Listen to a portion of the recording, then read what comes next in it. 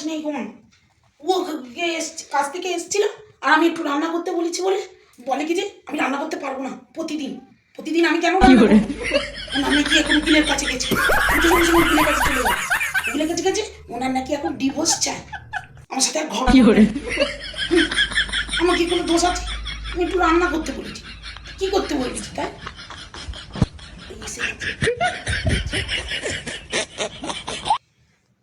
কি হলো? উকিল কি বললো?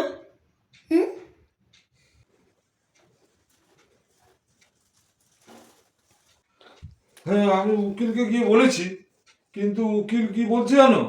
উকিল বলছে যে ওর মানে বেসিনে অনেক বাসনপত্র পড়ে আছে, আর অনেক বাথরুমে কাপড় জামা পড়ে আছে। বলছে ওইগুলো সব কাজ ফাজ সেরে তারপর 1 ঘন্টা পরে আমাকে ফোন করে বলেছে। সেই জন্য আমি তাড়াতাড়ি বাড়ি চলে এলাম। উকিলের ওই অবস্থা দেখলে তো, সকলেরই একই অবস্থা।